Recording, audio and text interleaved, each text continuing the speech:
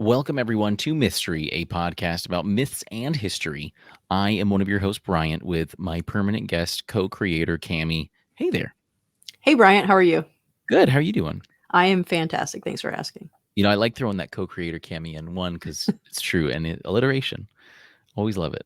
And it services the fact that you co-founded the podcast. We're almost at 4 years now. Is that right? We're Wow, like on the yeah. precipice of 4 years. It was like the end of August, early September. Yeah, 2019. Yep, we're Oh almost my at 4 years. God. What the hell? That's insane. Well, it's been a fantastic 4 years. We've had a lot of great moments on the show. Had lots of special guests on. We just had a special guest last week with Shanika and her podcast. Uh, Horror we've Hughes. right horror Hughes. Thank you. We've had some great moments of people from other countries reaching out to us about episodes that we've done. Weird episodes that have like blown up randomly and stuff like that. So it's definitely been a really great ride the last 4 years. And we got all these great microphone and audio equipment that we were just talking about, right? Yeah, absolutely. Did we record any of that? The Right, shop yeah. talk? No.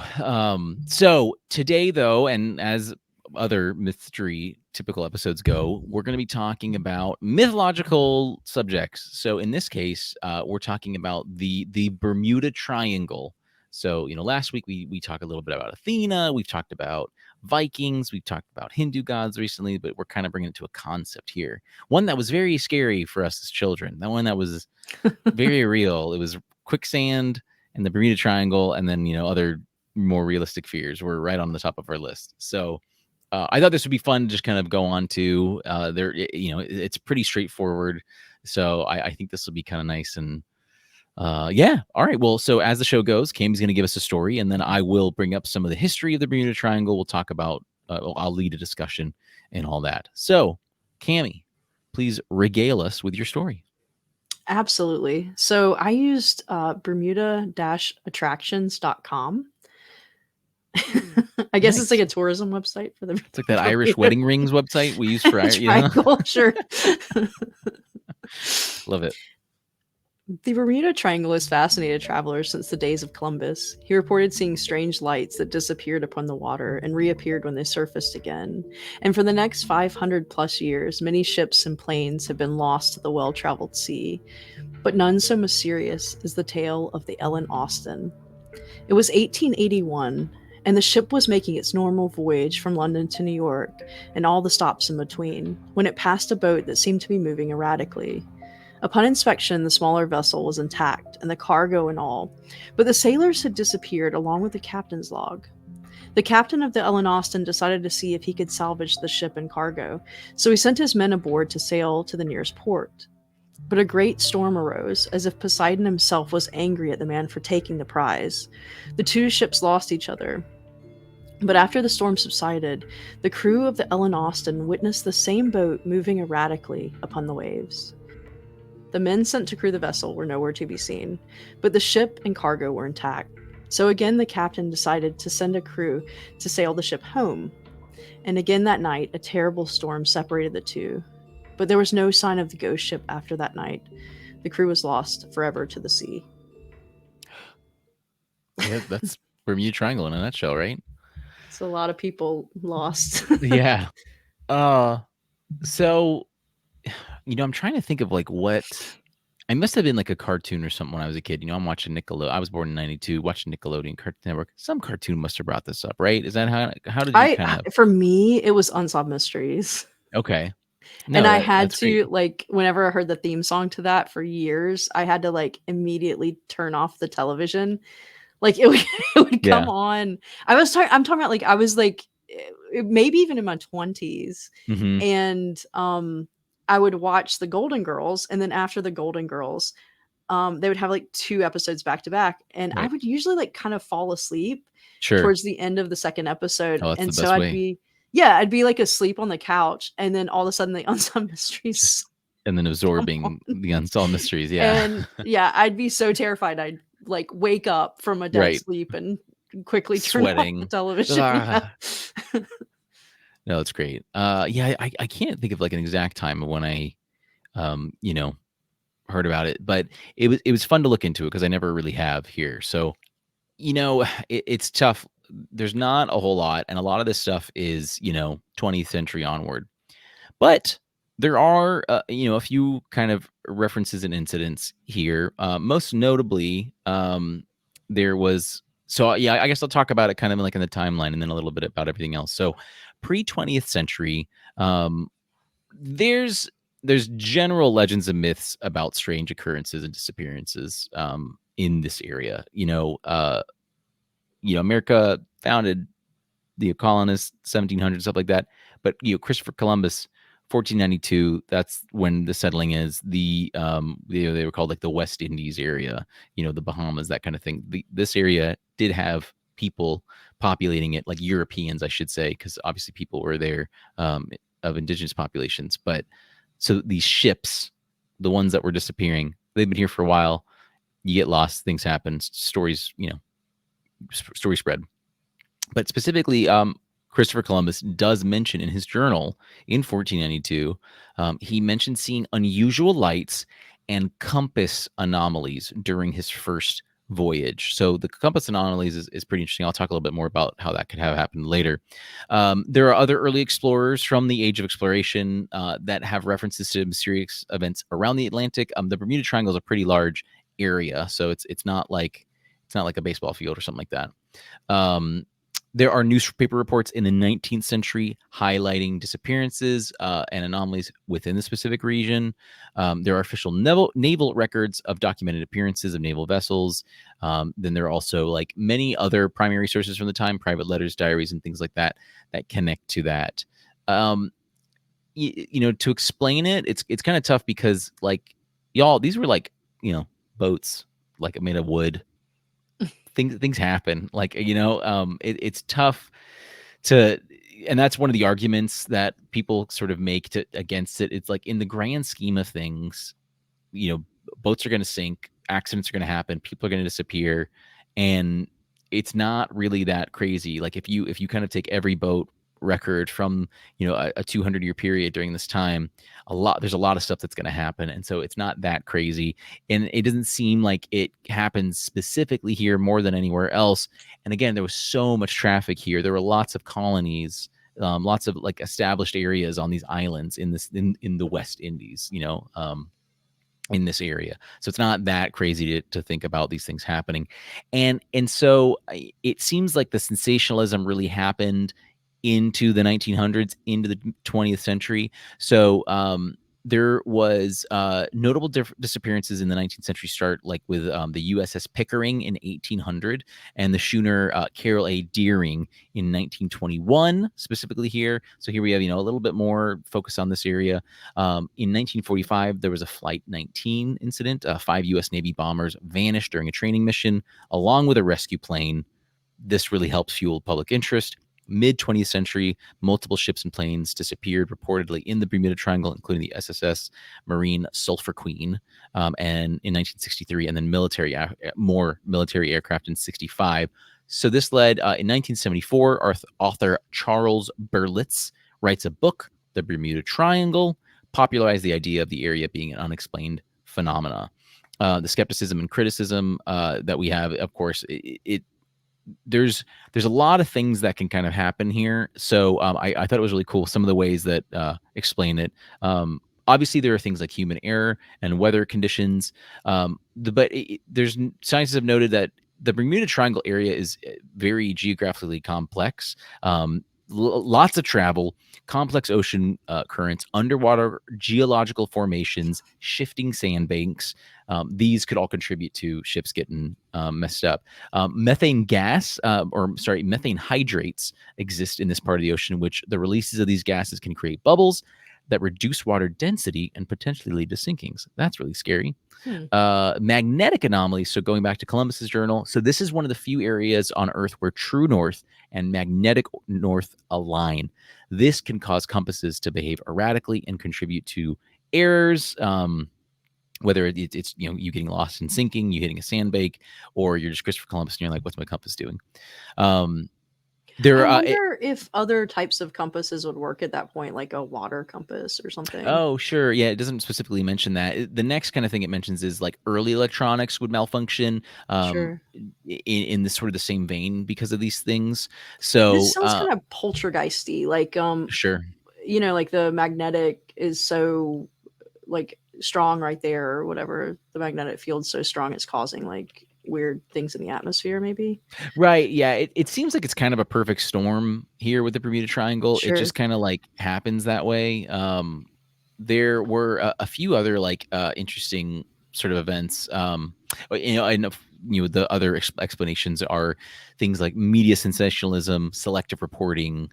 So like some things kind of got cherry picked out of Sure. stories, and it just like a perfect storm of like these events happening. Yes, they do kind of happen here, but it's obviously it's going to happen there. This area is heavily talked about, or tons of people go around it, so why wouldn't they, that kind of thing. Like, So well, yeah, a cargo plane disappearing wouldn't right. be like a newsworthy story necessarily, but if a passenger plane disappears in the Bermuda Triangle, I mean that's Right. Yeah. And I get, I didn't even really start with this. So the Bermuda Triangle, it's basically, so there's the island of Bermuda, Florida, and Puerto Rico essentially make the triangle, the points of it. So it goes kind of right through the Caribbean, right above it from Florida, going east, and then the triangles.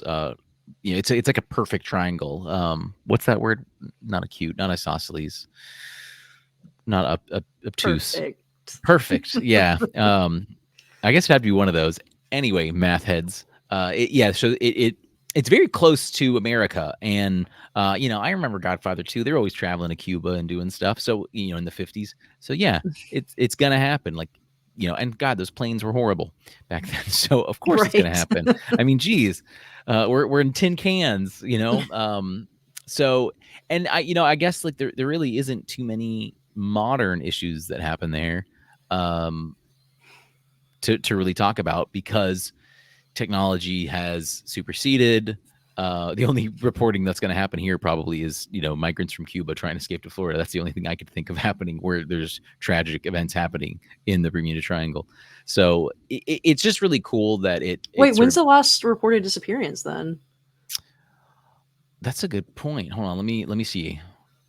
Because I thought I heard something recently. I mean, within the last couple of years, like maybe even post COVID. Not that there's really a post COVID, but supposedly. It's all post COVID now. All right, hold on. Wikipedia has a list of incidents.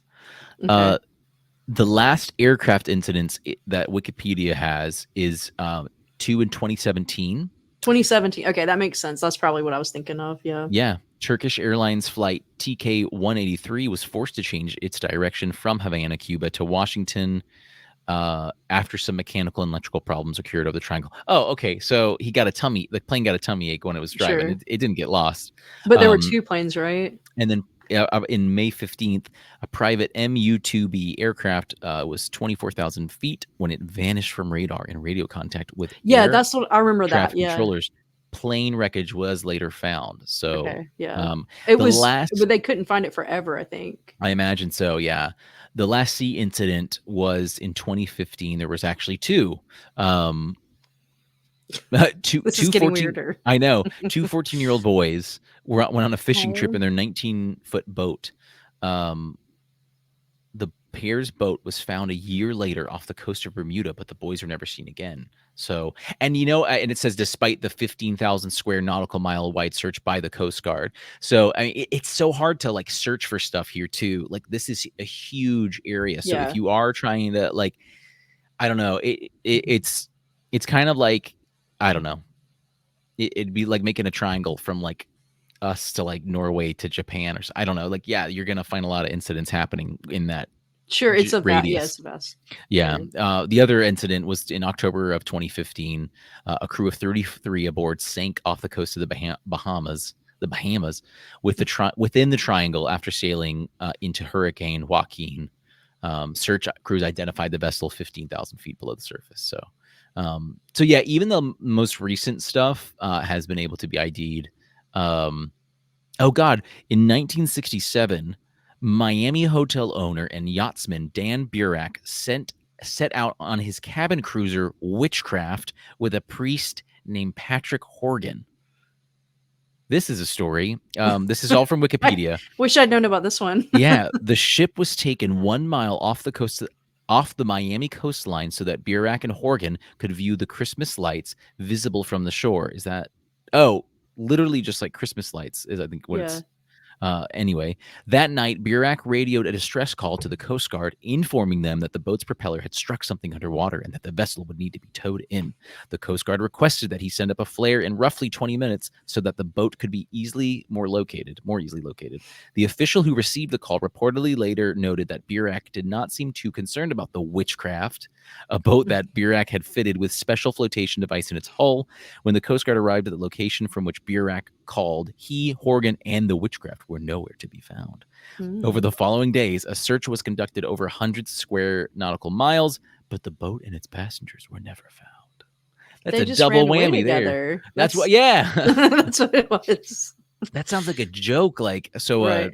a Miami hotel owner, yachtsman, and a priest get on the Witchcraft. Like, Right. what? Like, what the hell? What are you thinking? And the bartender Patrick says, "What Horgan? is this? Some kind of joke?" Yeah. What the hell? That's insane. All right. Well, that was in 67. So, and I mentioned the Sulphur Queen and a few others that I see. Wow. That's wild. So, God, in 67, they wouldn't have the technology to easily see that stuff. Sadly, Right. it doesn't look like there was an update, though. But I imagine, God, they're coral reef material now or something, at this point. That's crazy. So, there you have it, folks. Myth busted. I was kind of happy, like it was satisfying to see that like Christopher Columbus mentioned something specifically in this area. Yeah. People being affected by the magnetic stuff, like it makes sense. I wonder what those lights that he were seeing or the mysterious lights he saw. I wonder what that could have been. Wonder what science says about that. Aliens is obviously aliens, right? Easily, yeah. That's we've already done that episode on the podcast, Right. though, so we're done. Go back in time. It's there. What do we UFO? What do we call it? It was UAEs, I think, is Yeah. the unidentified aerial UAF maybe phenomenon or UAP. I mean, Maybe unidentified aerial phenomena. I think that's what it was. we did something. It was basically the witches, the floating witches. Yeah. Maybe they are related to the Witchcraft, the vessel that Oh yeah, that's what it is. this They drew poor yachtsman and his priest. What the hell? What are you guys doing? They were dating. They were. Yeah. I mean, this is what happened. The boat's gone. We need to write this fan fiction, Right? and then make it a show. And They're my favorite people now. Yeah. yeah, Patrick Horgan and Dan Burek. Man, that's crazy. They would never see them in the 60s. A priest and a hotel owner could never be together. What if they're just like chilling on some island? That's what I'm living thinking. it. Like, Yeah. maybe they're even just best buds or whatever. I don't know. Hosting but, like, Tupac, like just right. hanging out with Dan and Pat. All right. I think that covers everything that I have. Very, very nice to see that it was simpler. I was kind of worried it might be crazy or too Sure. crazy, silly, but there's obviously lots of other stories there, ones that you can find like that of Dan and Patrick Horgan.